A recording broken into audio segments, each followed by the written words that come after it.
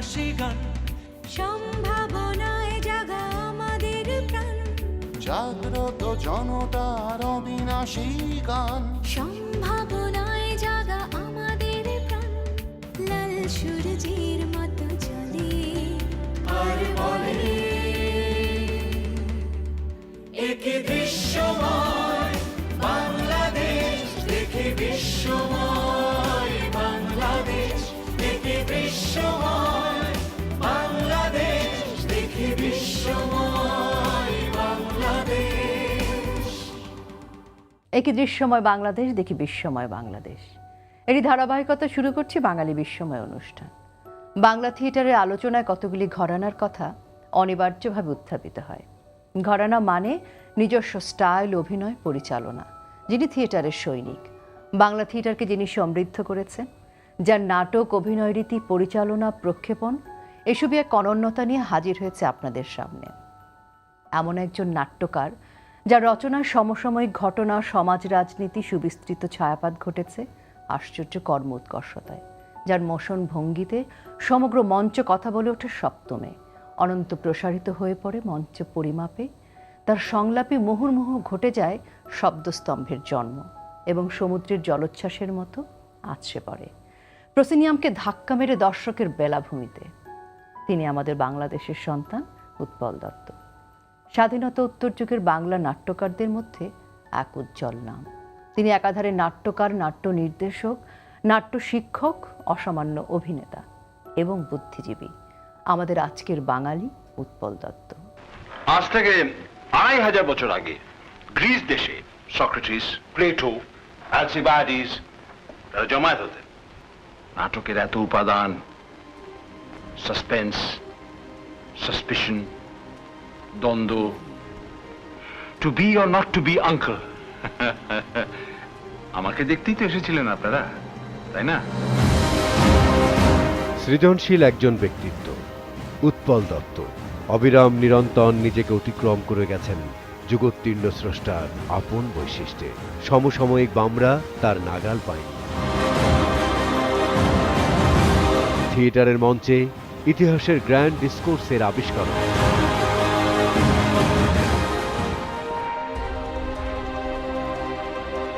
Good evening. ভারতীয় বর্জুয়ারা তাকে দেখতে চেয়েছে ছায়ানটের ভূমিকায়, ভিলেন বা ভাঁড়ের জনপ্রিয় চরিত্রে। अंकल, आंटी जी आए तो मुझे खबर करवा दीजिए। अच्छी बात। Thank you. तेरे के सब कचरा कर दिया, साली जाते जाते अंकल कह गई। अच्छा वो दादाजी नहीं कहा।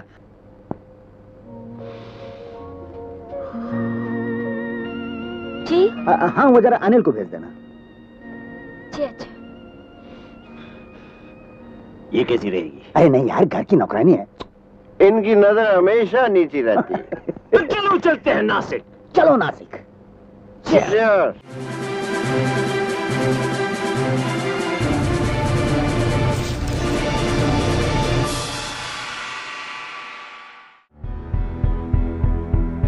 উৎপল দত্তের আদি বাসস্থান ছিল কুমিল্লা জেলায়। 1929 সালের 29 মার্চ বরিশালে জন্মগ্রহণ করেন উৎপল রঞ্জন দত্ত। বাবা গিরিজা রঞ্জন দত্ত ছিলেন পাশ্চাত্য শিক্ষায় আলোকপ্রাপ্ত। বাবা গিরিজা রঞ্জন প্রথম জীবনে বঙ্গবাসী কলেজের বাংলা ও ইংরেজি সাহিত্যের অধ্যাপক ও পরে ব্রিটিশ সরকারের উচ্চপদস্থ প্রশাসনিক অফিসারের পদ জেলার হিসেবে যোগদান করেন। মা গৃহবধূ। বাবা গিরিজা রঞ্জন ও শৈলবালার 5 পুত্র ও 3 কন্যা। উৎপল রঞ্জন ছিলেন চতুর্থ সন্তান। পারিবারিক ধর্মগুরু ভোলানন্দ গিরির দেওয়া উৎপল দত্তের ডাক নাম ছিল শঙ্কর, যা পরবর্তীকালে উৎপল নিজেই পরিহার করেন।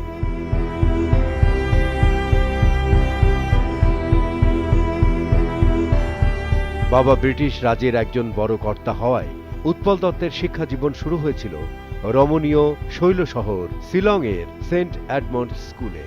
1935 সালে এক কুলীন অভিজাত পরিবেশে ইংরেজি পাঠ্যক্রমের মাধ্যমে ছাত্র জীবন শুরু।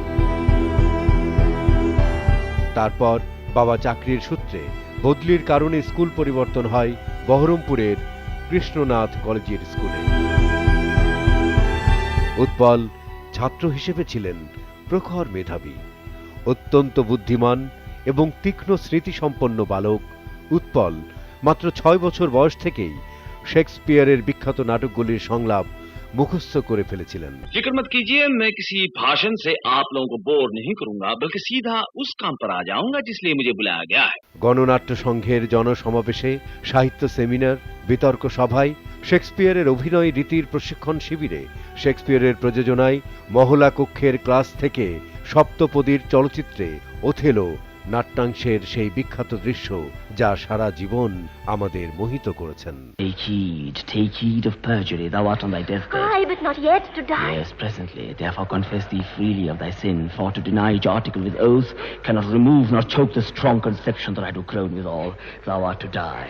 Lord, have mercy on me. I say amen. 1935 সালে গিরিজা রঞ্জন কলকাতায় বদলি হলে দত্ত পরিবার তখন দক্ষিণের বালিগঞ্জ এলাকায় স্থানান্তরিত হলেন। ইতিমধ্যে উৎপল তখন 10 বছর বয়সে সেন্ট লরেন্স স্কুলে 5ম শ্রেণীতে ভর্তি হয়েছেন। উৎপল দত্তের শিল্পী সত্তার উন্মেষ ঘটেছিল এই স্কুল থেকেই। বাবা চেয়েছিলেন সন্তানদের মধ্যে বিদেশিদের সাহিত্যের প্রতি একটা অনুরাগ গড়ে উঠুক এবং একটা পরিমণ্ডলে বিকশিত হোক। আর অন্যটা হচ্ছে রিপেন্টেন্ট, মানে অনুতপ্ত। আমি কিন্তু দুটোর একটাও নই। সেই সূত্র ধরেই বাড়িতে সংস্কৃতি ও সাহিত্যের চর্চা হতো, যার ফলশ্রুতিতে কালজয়ী নাট্যকারের রোমাঞ্চকর জগতে সেই হাতছানি এক স্বপ্ন দেখা কিশোর কালক্রমে ভুবন বিখ্যাত শেক্সপিয়ার বিশেষজ্ঞ। উৎপল দত্ত লন্ডনে গেছেন, বিবিসি থেকে একটা বড় ইন্টারভিউ হবে, বিবিসি রেডিও থেকে ইন্টারভিউ হবে। ব্রিটিশ মানে শেক্সপিয়ারের উপর এক্সপার্ট, ওনার ইন্টারভিউ নিতে গেছে, কারণ ওরাও জেনেছে উৎপল দত্ত শেক্সপিয়ারের উপরে একজন বিশেষজ্ঞ। তো কতক্ষণ পরে সেই ইয়াং প্রডিউসার বেরিয়ে এলো, বললো যেন এই লোকের ইন্টারভিউ আমার সাধ্য না, আরও সিনিয়র কেউ, এবং খুব বকাবকিও করলেন। বললেন যে তোমরা তো শেক্সপিয়ারকে ব্যবহার করেছো, শেক্সপিয়ারকে তোমরা সাহেব হয়েও, শেক্সপিয়ার নিজেও সাহেব ছিলেন, তোমরাও সাহেব, শেক্সপিয়ারকে কিন্তু তোমরা বোঝোনি, শেক্সপিয়ারকে আমরা অনেক বেশি বুঝেছি। 1943 সালে সেন্ট জেভিয়ার স্কুলে 9ম শ্রেণীতে ভর্তি হন। স্কুল ও কলেজের যৌথ উদ্যোগে শাহ সুজি প্লেয়ার্স প্রযোজিত এবং ফাদার উইভার পরিচালিত হ্যামলেট নাটকের দ্বিতীয় কবর খননকারীর ভূমিকায় প্রথম অভিনয় করেন Utpal Dutta. A demonstration in St. Petersburg starts over a simple demand for a higher bread ration. পশ্চিমের আকাশে যুদ্ধের কালো মেঘ ঘনীভূত হয়েছে।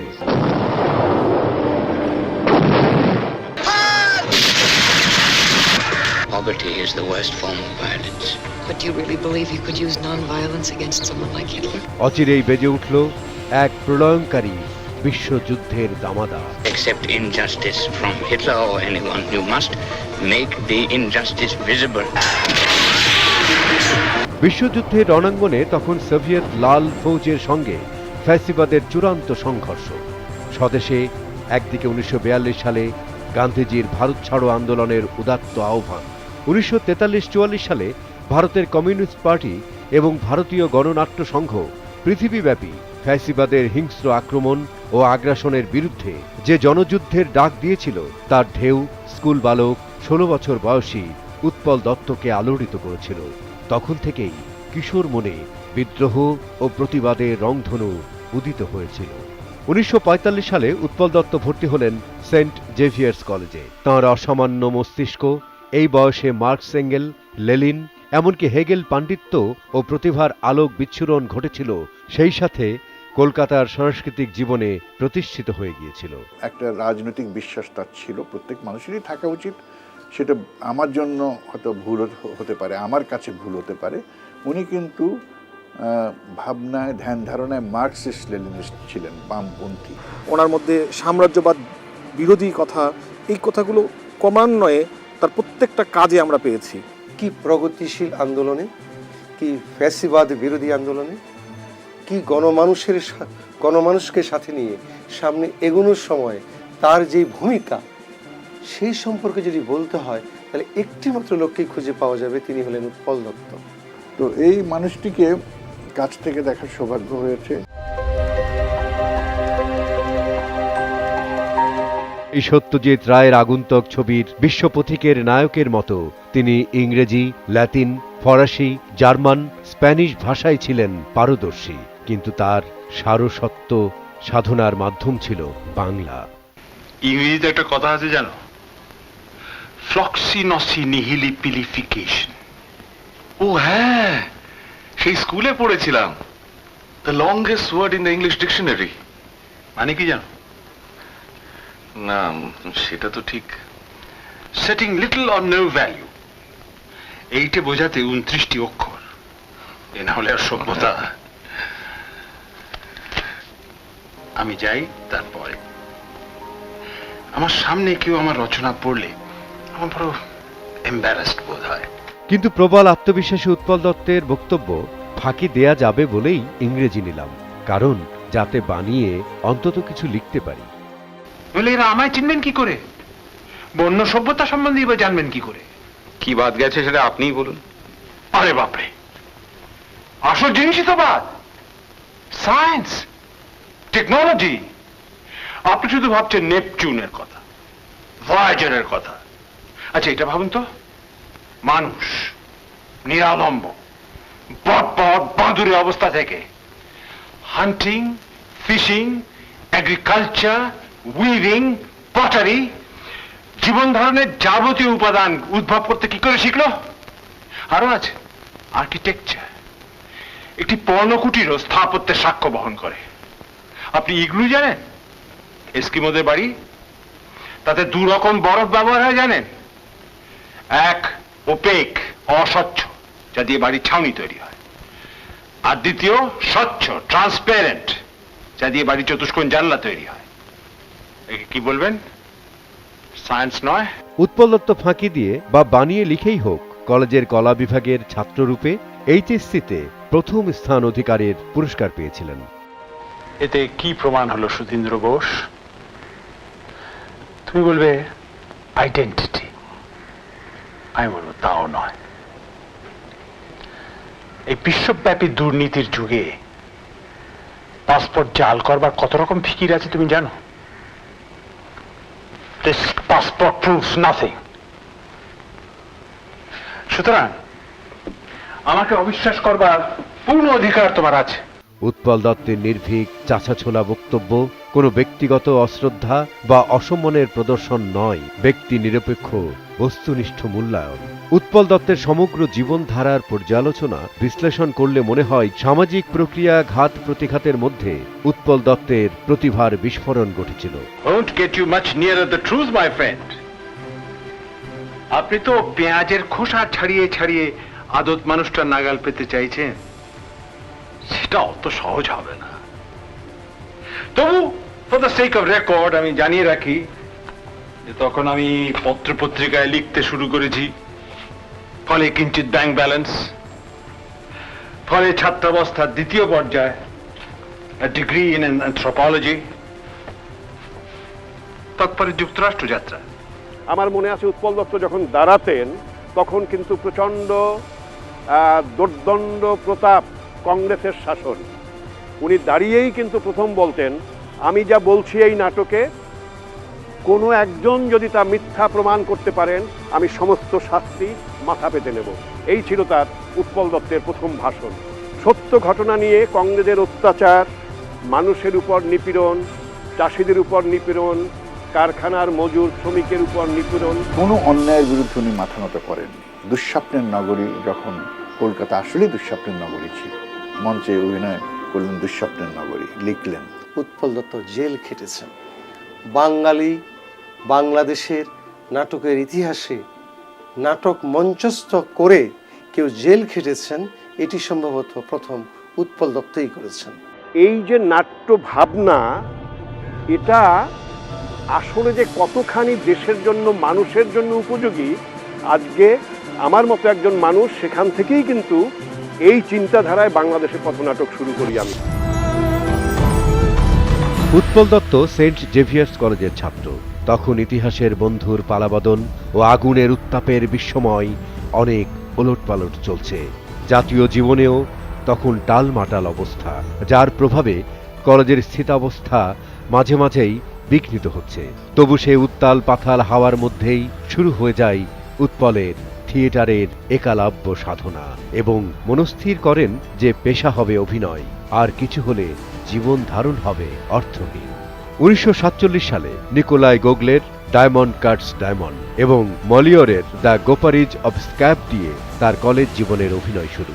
তিনি ইংরেজি নাট্য প্রযোজনা দিয়ে কলকাতার মঞ্চকে আলোকিত করেছেন।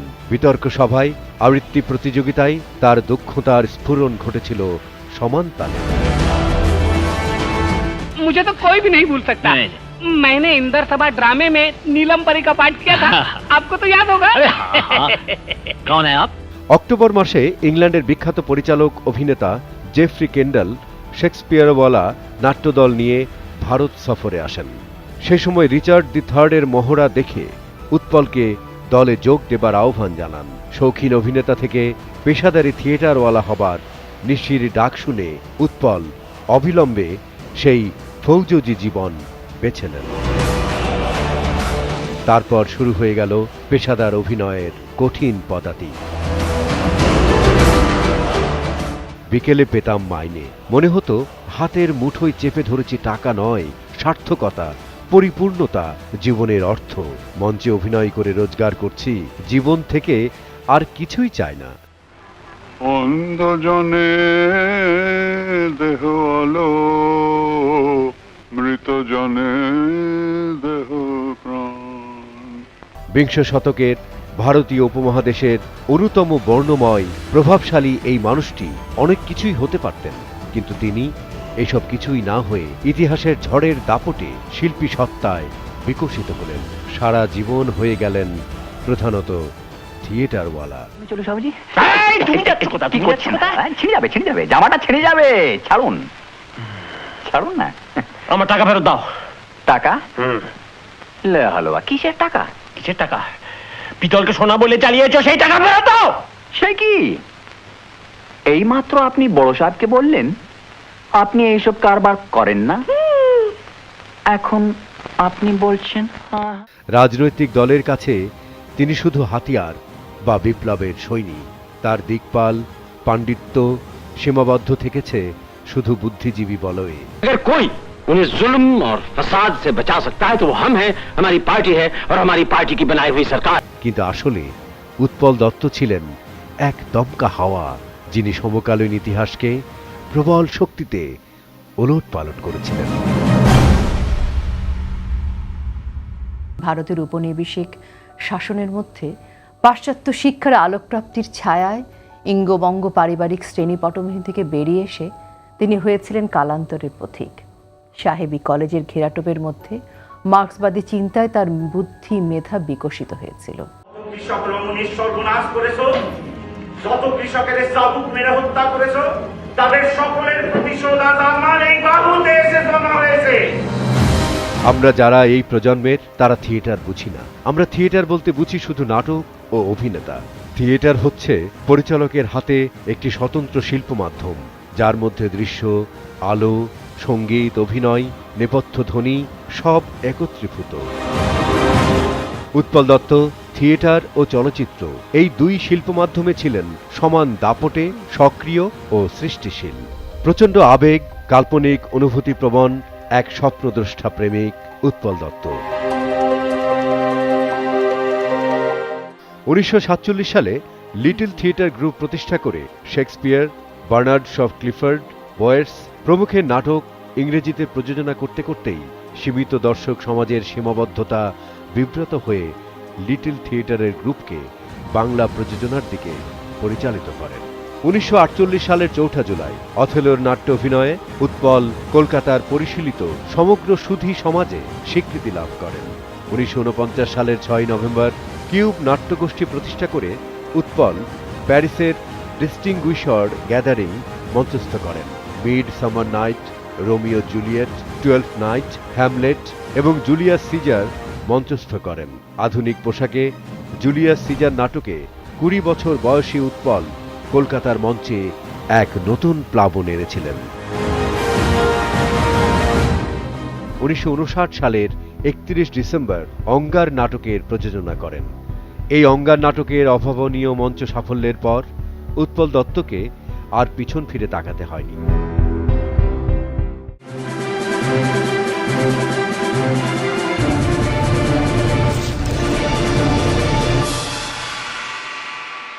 1961 সালের 29 মার্চ উৎপল দত্তের 32তম জন্মদিনে 39 বছর বয়সী অভিনেত্রী শোভা সেন উৎপল দত্তকে রেজিস্ট্রারি ম্যারেজ করেন।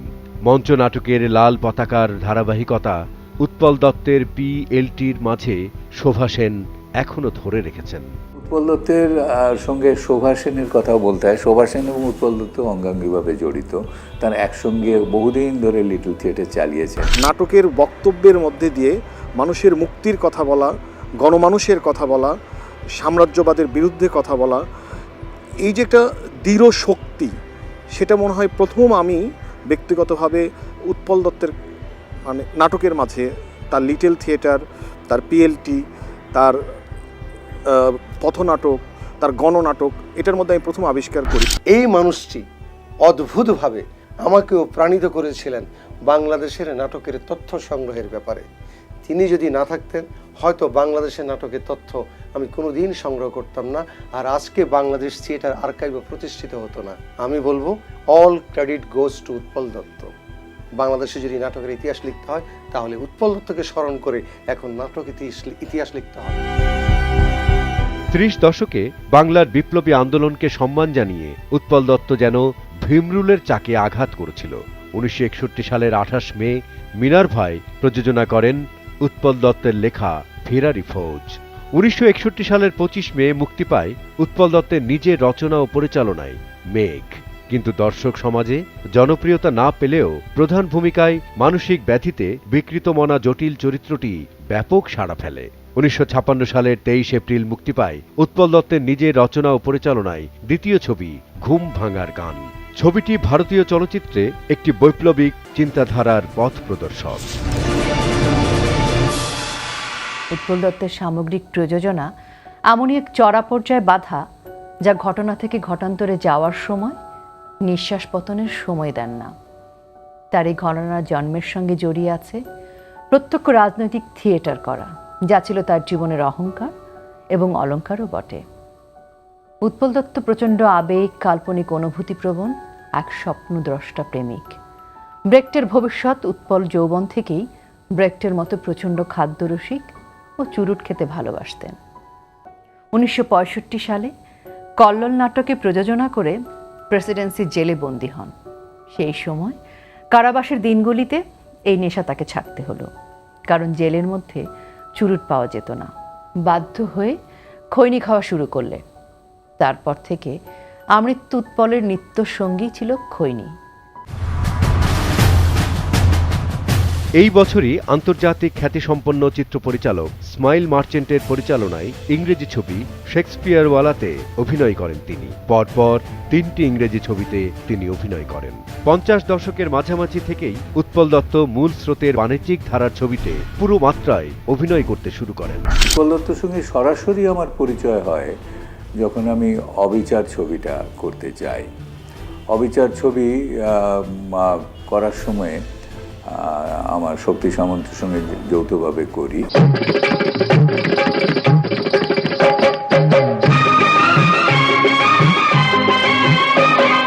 শুনুন বাবুরা, শুনুন বাবু মশাইরা, নাগর আমার কাঁচা পিরিত পাকতে দিল না, ও নাগর আমার কাঁচা পিরিত পাকতে দিল না, গগ করে সোনা সোহাগ মারতে দিল না। অপূর্ব। এই নাও। সেই ছবিতে উৎপলদা একটি অত্যন্ত গুরুত্বপূর্ণ প্রধান খলনায়ক করেছিলেন মিঠুন চক্রবর্তীর বিপরীতে। ভেঙে ওই গেল ঠ্যাং, খেয়ে যে লাঠি ল্যাং, ভেঙে ওই গেল ঠ্যাং, ভাঙলো মাথায় তোমার বেল, ও চাঁদুরে দেখলে কেমন তুমি খেল, ও চাঁদুরে দেখলে কেমন তুমি খেল। তিনি একাধারে কৌতুক অভিনেতা, অন্যভাবে খল চরিত্র অভিনয় করছেন। প্রণাম প্রণাম। তা এখানে কি মনে করে? কি মনে করে? হ্যাঁ, তুমি কি ওর দর্শন স্যার?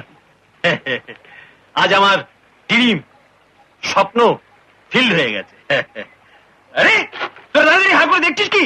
যা সমস্ত মাল হুজুরে পটে তুলে দিয়ে এসব কি? To you sir, honour guest. মানে মানুষকে আকর্ষণ করার যে শক্তি, তিনি খলনায়ক হিসাবে একটি কৌতুক চরিত্রের মতো করে খলনায়কের চরিত্রে অভিনয় করেছিলেন। পরবর্তীতে গৌতম ঘোষের পদ্মা নদীর মাঝিতে আমি তার সঙ্গে অভিনয় করেছি। তার জন্যে আমার খুব গৌরব বোধ হয় নিজের যে এত বড় একটা অভিনেতার সঙ্গে অভিনয় করেছি।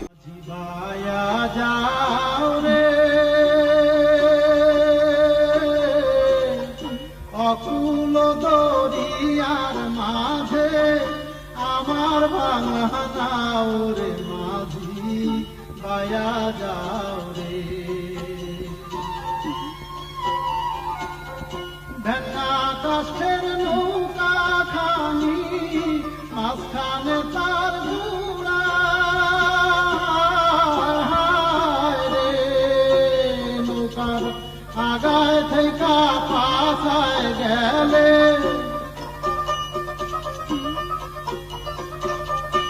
আগার থাইকা পাশায় গেলে বলুই পরে কইয়ার মাঝি বায়া যাও রে। তার অভিনীত মোট বাংলা ছবির সংখ্যা 120টি। 1959 সালে লিটল থিয়েটার গ্রুপের ভাঙচুরের মধ্য দিয়েই উৎপল তৈরি করেন বিবেক নাট্য সমাজ। দাঁড়াবাবু, ওই যে ওর হাড়ির দামটা আমি দিয়ে দেবো, গাড়ি তুই একটু দেখে শুনে পথ চলবে তো। কারণ উৎপল বুঝতে পেরেছিলেন লিটল থিয়েটারের আয়ু শেষ হয়ে এসেছে।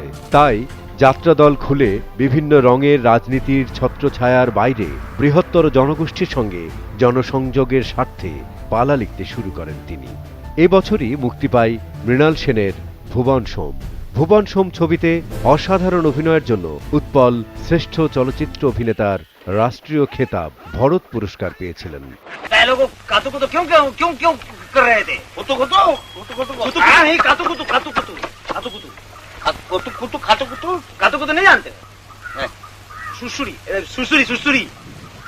अभी तुम बैलों को क्या कर रहे थे?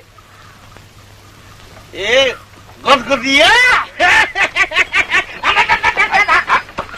साहब, वो गदगदिया को क्या क्या क्या क्या बोला? कतुकुतु नहीं, वो क्या बोला? वो सुसुरी। তারপর থেকেই উৎপল ভারতীয় ছবির প্রধান ধারার একজন অপরিহার্য শিল্পী হয়ে ওঠে। মৃণালের আরও কয়েকটি ছবিতে উৎপলের অভিনয় ভোলার নয়। 19 শতকের ঔপনিবেশিক এবং সমাজতন্ত্র ও মৃতশুদ্ধি শ্রেণীর প্রভাবিত সমাজের যাবতীয় মূল্যবোধ ও মানবিক সম্পর্কের প্রতিফলন নিয়ে তৈরি করেন টিনের তলোয়ার। টিনের তলোয়ার ভাবা যায় সমকালীন চিত্র নাট্যের একটি মঞ্চ রূপ হলো টিনের তলোয়ার, এক অসাধারণ নাটক। আমরা যে কতবারটা টিনের তলোয়ার শুনেছি, আমি, আলী জাকের, আবুল হায়াত একসাথে বসে। আচ্ছা, আপনি থিয়েটার দেখেন? গেলা কেন? বুঝিলা না দেখলে কি করে বোঝেন যে বোঝেন না? আমি কলকাতার তলায় থাকি। হ্যাঁ, আচ্ছা, আপনি মাইকেল মধুসূদন দত্তের কাব্য পড়েছেন? কিলাম বললে? মাইকেল মধুসূদন দত্ত। ও মা, বাবা। ছেড়ে কলকাতা বন হব পগার পার, পুঁজি পাতা চলে গেল পেট চালানো ভার, ছেড়ে কলকাতা বন হব পগার পার। পিপলস লিটল থিয়েটার থেকে উৎপল দত্ত নিজেই তৈরি করেছিলেন 1971 সালে। 70 দশকের মাঝামাঝি দত্তার অভিনয় দর্শকদের অভিভূত করে। এই সময়ে ঋত্বিক কুমার ঘটকের জীবনের শেষ ছবি যুক্তিতক্ক গপ্পতে এক বিপদগামী কিন্তু একদা দায়বদ্ধ ও সমাজ সচেতন শিল্পীর চরিত্রে অভিনয় মনে রাখার মতো। হঠাৎ কর্নেল রোল অ্যাটেম্প্ট করছে কেন বলো তো? 1952 সালের পরেই তোমার নাটকটার কথা মনে পড়ে গেল। না, তারও আগে 48 সালের গোড়ায় তুমি বাস্তুর ত্যাগীদের নিয়ে একটা নাটক লিখে বলতে আরম্ভ করেছিলে দুই বাংলার সাংস্কৃতিক মিলনের কথা। এতদিন যা বলেছ একই কথা বলেছ, এখন তোমার গলা বন্ধ হয়ে গেছে। তাই গলা একটু ভেঙে যাও না, আজকে একটা বাউলের গান আমাকে ভাবিয়ে তুলেছে। ভাবছি। अच्छा, तस्वीर भी खींचते हो? बस ऐसा ही शौक है। आप लोग कहाँ जाएंगे साहब? नासिक के पास डाक बंगला है, वहाँ जाएं। मेरे ख्याल में नासिक न जाकर औरंगाबाद चल। क्यों? नासिक वाले बंगले में जाने में क्या है? चौधरी की पहचानी हुई जगह है जहाँ मालिश हुई थी। जो कुछ भी मांगता है ना आप उनको बोलना, अपन सब देंगे, जास्ती सोचने का नहीं साहब। क्यों जगदीश?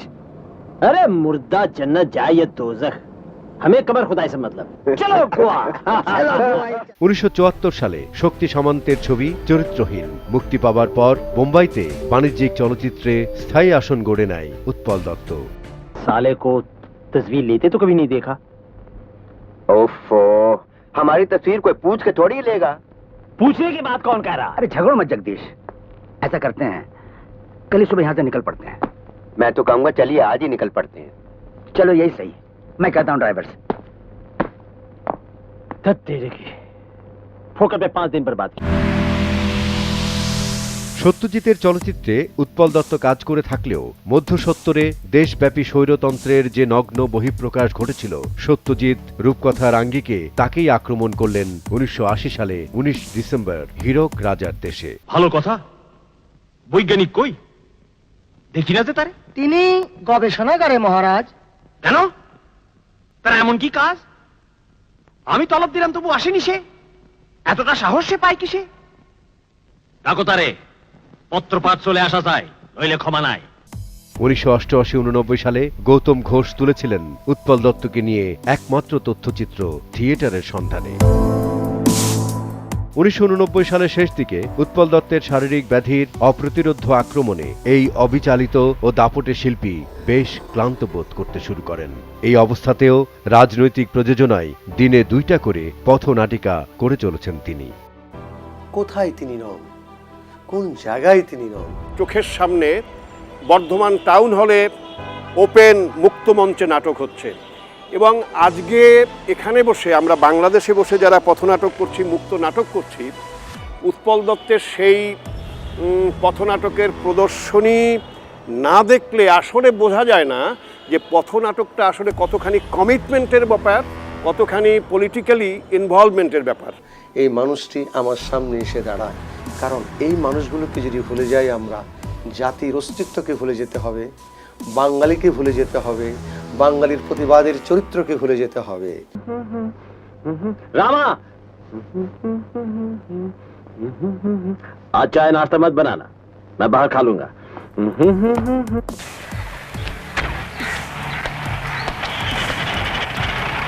সত্যজিৎ রায়ের তার জীবন দর্শন উৎপল দত্তের চরিত্রের মাধ্যমে প্রকাশ করতে 1990 সালের সেপ্টেম্বরে প্রস্তাব আসে আগন্তুক ছবির মুখ্য ভূমিকায় অভিনয় করার জন্য। নিঃসন্দেহে সভ্য শহর। বলছেন? সভ্য নয়, রাস্তায় এত লোকজন, যানবাহন, চতুর্দিকে মূর্তিমান দম্ভের মতন দাঁড়িয়ে আছে হাই রাইজ গুলো। আর 35 বছর পরে এখানে ফিরে এসেও দেখি মানুষ টানছে রিক্সা। এই কন্ট্রাডিকশন না হলে আর সভ্যতা? 1992 সালের 20 ডিসেম্বর মুক্তি পায় আগন্তুক। বোঝা গেল একমাত্র তিনি শক্তিশালী এবং আন্তর্জাতিক মানের অভিনেতা এই চরিত্রে যথাযথ রূপ দেবার ক্ষমতা রাখেন। এইখানে একটা প্রশ্ন স্বাভাবিকভাবেই এসে পড়ে, who paid for your trip abroad? I earned my way, Dharmavatar, as a cabin boy. Piano company SS Olympia জাহাজের cabin boy. আমি ভেঙ্কট পালি। কোন কি ভাই? বান্ধু শুনবা? গৌতম ঘোষের পদ্মা নদীর মাঝে আন্ধার রাইতে আসমান জমিন ফারাক কইরা থো বন্ধু কত ঘুমাইবা। উৎপল দত্তের হোসেন মিয়ার ধ্রুপদী অভিনয় চিরভাস্বর হয়ে থাকবে দর্শকদের হৃদয়ে। কবির ভাই কাম করবা? জান দিয়ে তোমাকে দরদ করি, আগে কোন নাই কেন? নাট্য চর্চায় বিশেষ অবদানের জন্য উৎপল দত্তকে দীনবন্ধু পুরস্কার, রাষ্ট্রপতি পুরস্কার প্রদান করা হয় এবং সেই সাথে পদ্মভূষণ সাহিত্য একাডেমি পুরস্কার প্রত্যাখ্যান করেন তিনি। নিজের সম্পর্কে তিনি বলেন, আমি শিল্পী নই, নাট্যকার বা অন্য যে কোনো আখ্যা আমাকে লোকে দিতে পারে, তবে আমি মনে করি আমি প্রোপাগন্ডিস্ট। এটাই আমার মূল পরিচয়। বহুদিন যাবৎ ডায়াবেটিসে আক্রান্ত উৎপল দত্ত মধ্য 60-এর মিনোর্ভা থিয়েটারে রাতের পর রাত স্বাভাবিক ঘুম তাড়িয়ে চাঙ্গা থাকার জন্য স্নায়ু উত্তেজক স্টেরয়েড ওষুধ খাওয়ায় বিশ্ব প্রভাবে তার স্বাভাবিকতাকে ধ্বংস করে ফেলে, যার ফলে তার কিডনি বিকল হয়ে যায়। মেদিনীপুরে বৌঝিয়েরা নিজেরা বাড়িতে তৈরি করে। বাহ, আহারের এত বাহার শুধু বাংলাদেশই সম্ভব।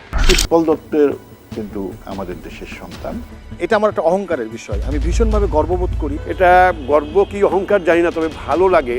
এই ভালো লাগাগুলোও কিন্তু সহজ সরল একটা প্রকাশ যে উৎপল দত্ত এদেশেরই মানুষ, তার বাড়ি ছিলেন কুমিল্লায়। বাঙালি বহুকাল ধরে উৎপল দত্তকে মনে রাখবেন অসাধারণ অভিনেতা হিসেবে, অসাধারণ নাটক প্রযোজক হিসেবে তাকে চিরকাল মনে রাখবে বাঙালি। 1993 সালের 2রা আগস্ট একলা চলরে নাটকের শেষ অভিনয় করেন তিনি। 7 আগস্ট কলকাতা দূরদর্শনের কর্তৃপক্ষের বিরুদ্ধে প্রকাশ্য সমাবেশ। 18 আগস্ট ব্যারিকেড নাটকের রিহার্সাল। 19 আগস্ট একটি পত্রিকার জন্য শেষ লেখা। সাংস্কৃতিক বাজার দর সমাপ্ত করে ঘুমোতে যান তিনি। আউফ ভিডেজেন, জার্মান কথা, মানে আবার দেখা হবে।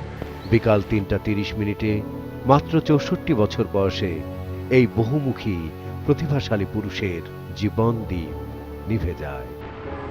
অন্ধজনে দেহ আলো, মৃতজনে দেহ প্রাণ। তাঁর মৃত্যুর সঙ্গেই অবসান হয় বাংলা নাটকের এক উজ্জ্বল যুগের। মৃত্যুশয্যায় তার পাশে ছিল গণনাট্যের বই।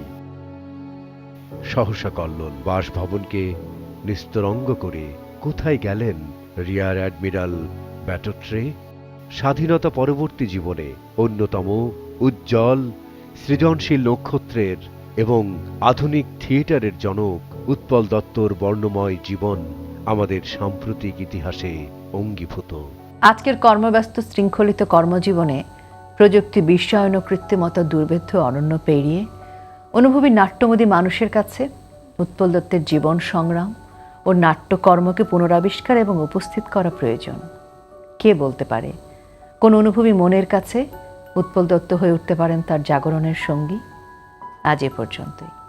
আগামী সপ্তাহে আবারও আসব আরেক বাঙালি গুণীজন লেখক সুনীল গঙ্গোপাধ্যায়ের আলোকিত জীবনের উৎসের বিস্তারিত নিয়ে।